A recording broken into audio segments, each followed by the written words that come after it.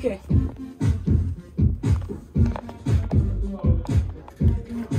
I'm going back. What's up?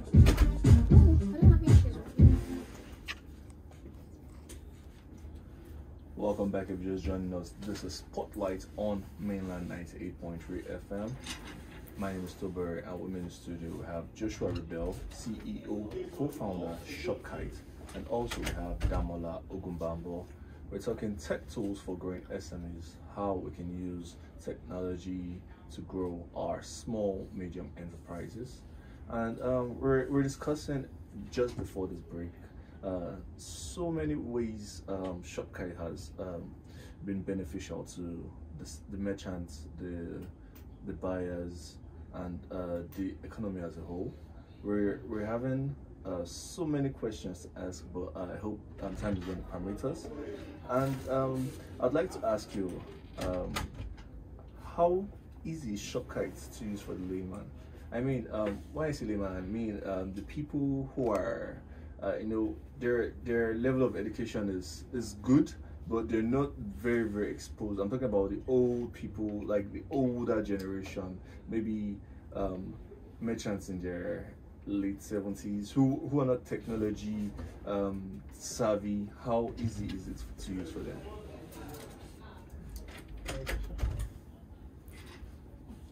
So thanks for the question. I think the first thing we thought about was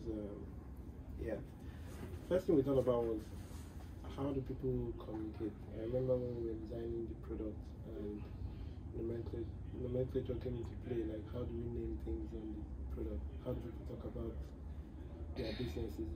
I want to go to my shop, I want to go buy goods, and what aliases do people use for product names? So we thought about that before deciding on how to design the product and make it more friendly, because we as tech savvy people, we are used to some terms, but the everyday person in the market, even the educated ones, they're not used to a lot of tech savvy terms. Yeah, we see a lot of tech bros, front end developing, and we're just looking like, what are these people talking about? So. Even your everyday apps that you use, there are still terms you use that trader doesn't understand. So we had to go down, ask questions, understand the terms. For example, now traders don't say how many kilograms of gari do you want to buy, or how many ounces of palm oil do you want to buy. They say one ogogoro bottle or one cocoa of gari. So yes. We had to think of that so that it's as natural and as familiar as possible. So it's easy to use, because once they can understand how to navigate and they see terms that is familiar with them, it's easier for them to use the app.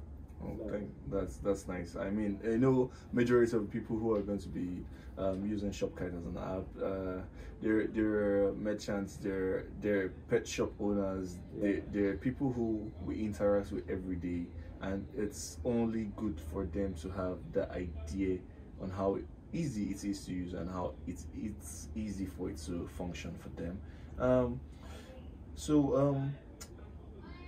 For example, I'm just going to use this as an example. If there by chance any defective product that wasn't properly sorted during or damaged goods during stocking, and a customer purchases it, how do you tend to resolve the conflicts? Even though there's no conflicts, but how do you resolve issues like that? Right now, the app can allow merchants to take refunds. So there's a section on the app that manages that, and it's easy to, so it factors it into your sales at the end of the day. So you know that, okay, you have to refund this item because of some complaint or the other. Yeah. So it's quite straightforward. Am I on point? Yeah. So it's quite straightforward with that. That section also can accommodate personal withdrawals by the merchant. Because there are times when, as a business owner, you just go and take one can of milk to use for breakfast. That's very You need to peculiar with capture that, merchants. yeah. Yes. So businesses think the spiritual forces why I'm not making profit, but when you see all that at the end of the day or the end of the week, you know that, oh, I'm the one that has been taking meals. Yeah. This reminds me of one of my friends. He got a blender, and he was about going back with the receipt in war gear to complain that the blender wasn't working. And then, funny enough was he didn't know how to set it. So Wow. we're going to embarrass ourselves initially, thinking it was was a bad Okay, product. Yeah, but even though it was a while after I bought it, because it's not really the kitchen type. So I think we bought it maybe a month ago, and he noticed the month after that this blender was misbehaving. So is there any like timeline that there's this return policy for products that may be defective or something? That's solely dependent on the business, though. Okay. They have to decide, depending on the product. Okay. Yeah. So I can return conflicts after like a week and say right, it's in your I shop. don't think so. I mean, people sell all sorts of things on Yes. Shopkite. People sell phones, people sell all sorts of things, people sell, everyday consumables, even food, clothes, and the likes. Though our focus is still pharmacies and FMCG stores, Yes. but you get a lot of different So those merchants people have to implement that return Yes, policy that by themselves. By themselves, yeah. Okay, Yeah. that's very interesting to know. Okay, so if there's a loss of database on the part of the merchant, is there any way they can access this information? Like, is there a server where probably the merchant's phone got stolen, and he no longer has access to his phone? Is there any way he could go log into another device, get all? Yes. There is. So I think that will give you a scenario. We had a merchant in a state, a sad story. There was some rural conflict there, and his store got burnt, and he lost all his local records and everything. But thanks to Shopkite, he was able to just log in from another device and access all of his inventory over again. I think that helped with insurance also. Yes, I was going to mention that. Yeah. It also helps in insurance. Yeah. Okay. So it just helped. This is the what of good you had before the incident, and this is the total, product inventory and all that. So it was very straightforward. I mean, if a merchant is, he's using Shopkite as an app, and he had happened to insure his goods. I think it's a very, very good step, because during the festive season, people lose a lot of their goods due to fire outbreaks, fire accidents. So I think it's a very, very good idea having this online server, and also on the part of the merchants having to insure his goods so he can get value for his lost goods. That's a very brilliant one right there. I really applaud that. And even if you allow me, that's sort of like the advantage, right, to the existing systems you have. A lot of people would prefer to have the big and bulky computers with barcode scanners and all of that, but the risk with that is your entire records are sitting there in your store.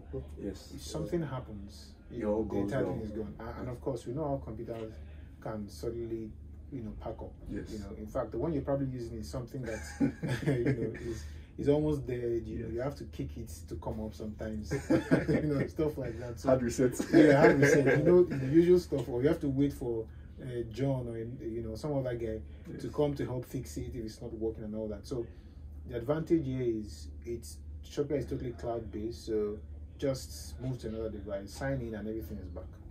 That's amazing. We're in an era of cloud storage and everything, and it's way safer as long as you have your password and every other vital information you need. It's very, very preferable.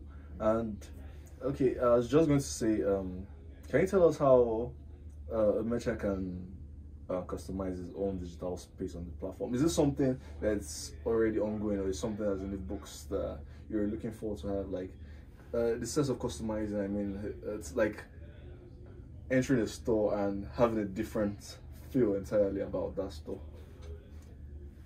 I don't mean to look here. I think he's seen our. I don't. He's seen all our blueprints. I tell I totally believe in sale. I'm just asking, because it will have this different feel where you walk into shop A, shop B, and implementing it on a virtual space is going to be very nice. We're having a metaverse now. We're having a metaverse now. And it's completely, it's futuristic. So I don't know if you guys are onto that yet, but I would like to have an insight about it. Virtual. Okay, so if I get you right, you're asking if we have thought about a virtual space that is somewhat like the metaverse kind of stuff. Yes, that it's customizable by the merchant. So it's not the same interface with every other merchant. Like a merchant's own space virtually could be a different design, a different outlook, something like that. Yeah, and I feel more customized, personalized. Yes. We've thought of it. We've thought of the reality of achieving it, and we thought of the urgency of it, and we realized that it's not priority.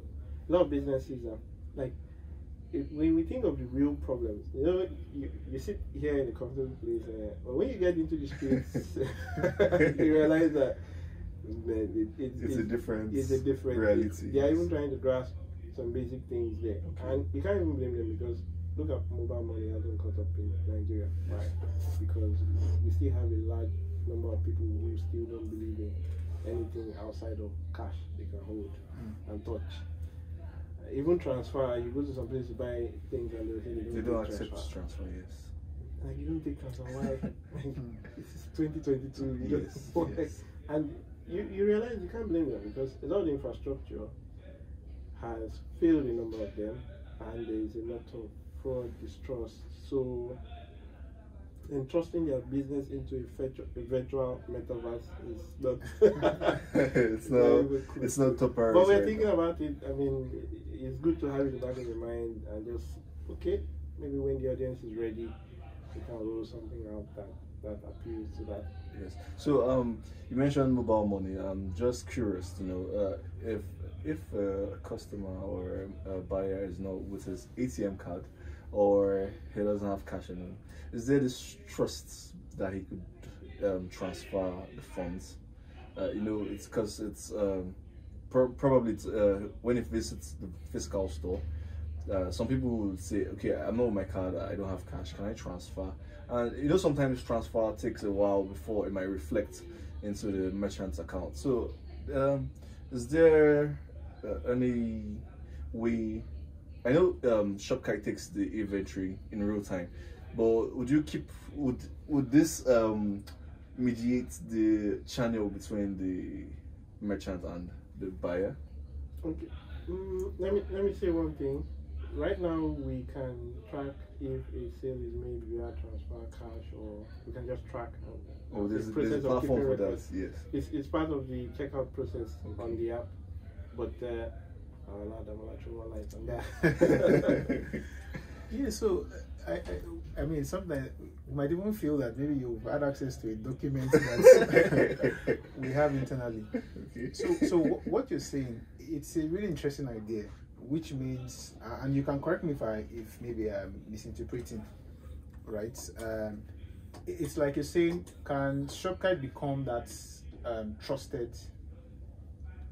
You're saying, can Shopkite become that trust in between the merchants and the customer? So, for some reason, right, I don't have my card, I don't have cash with me, but I go to a store that uses a Shopkite point of sale, and maybe as a customer, I have a way to purchase that thing, maybe on credit, for example, or maybe I have some money in some Shopkite wallet or something.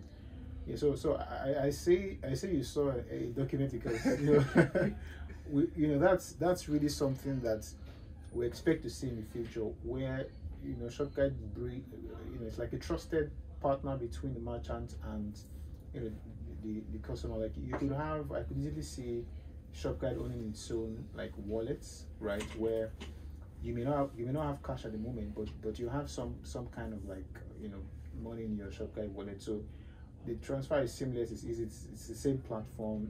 The merchant trusts that when Shopkite says this person has credited us, they can go ahead to release the product. So yeah, I think that's something that is interesting to hear you say.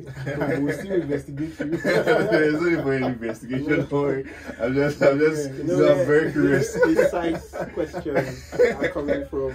Yeah. I'm very curious. We'll send our guys. You mentioned Shopkite wallet just now, and I don't know. I think my curiosity is rather too much. But do you have it in store already? No, we don't. I mean, the best we have is online. Someone goes online to purchase. Of course, we use one of the very popular payment platforms to collect payments. So merchants trust that when we tell them, "Oh, you've collected payment on your behalf," right, you're going to get it in 24 hours, which is a typical. Okay, so it's like an escrow kind of process. Yes, like an escrow kind of process. But the good thing is, for us, with the arrangement we have with our current financial partners, it's a split. So we don't hold on to any the merchants' funds. Okay. It's actually held in trust by the financial partner, who then distributes our own percentage for online, and this is strictly for sales that happen online, not within the store. Okay. We've not implemented anything close to that within the store because we're still trying to establish our footprints as much as possible. So yeah, it's an interesting idea. And no, I'm just my curiosity level is pretty high this afternoon,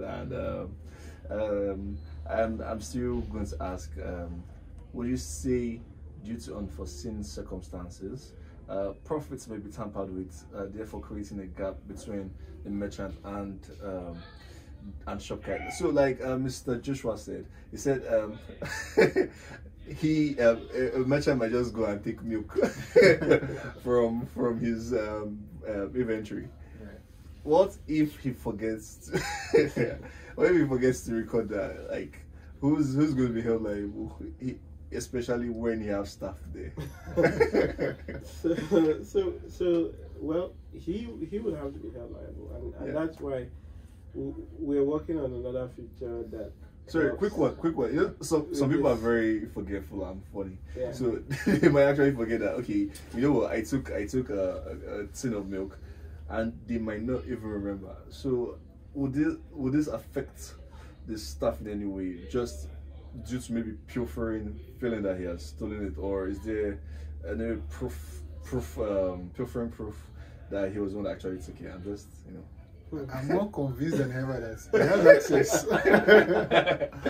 so yeah, these questions are questions we've looked at. We've looked at where does the technology end? Where does the capacity for the technology end? And where does the human become more responsible, the merchant become more responsible?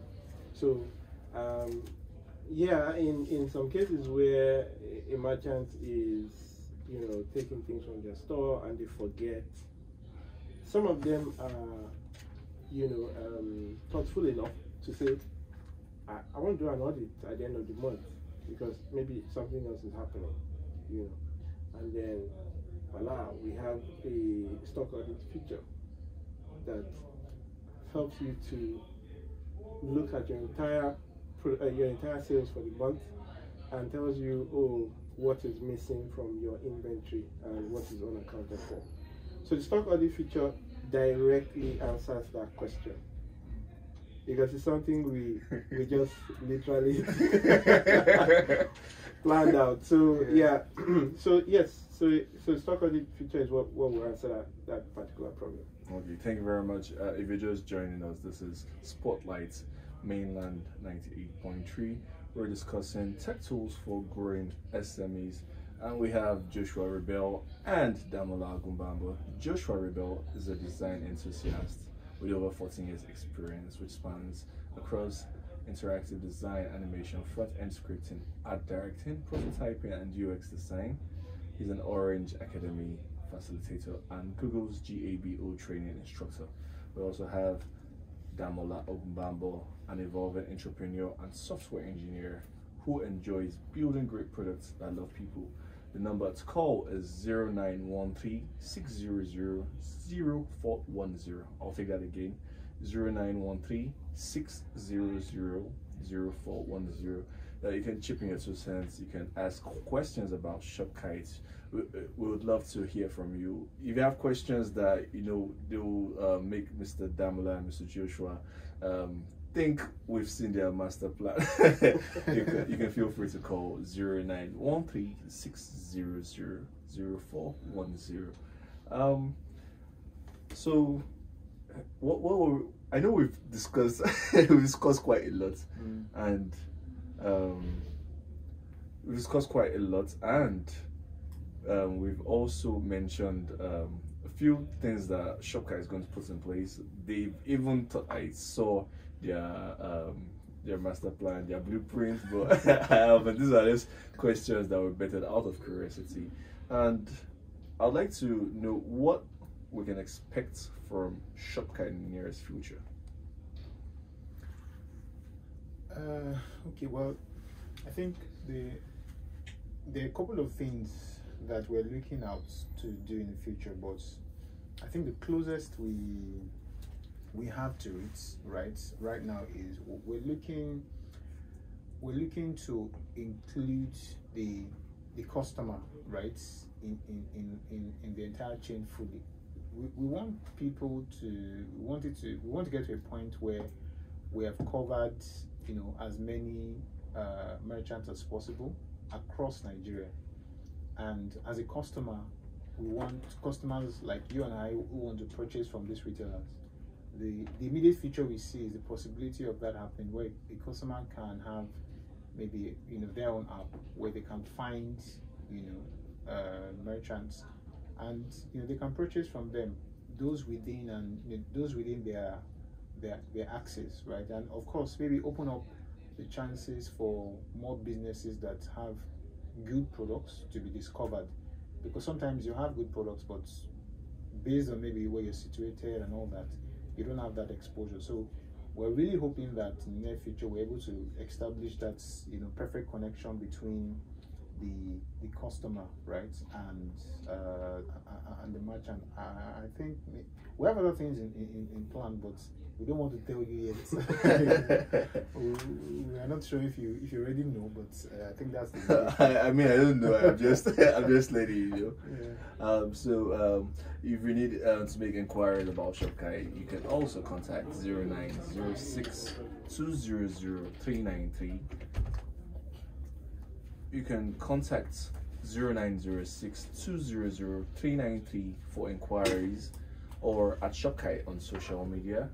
My name is Tobore. I've had a very wonderful time today in the studio with Mr. Joshua and Mr. Damola. Thank you for joining us. Thank you very much.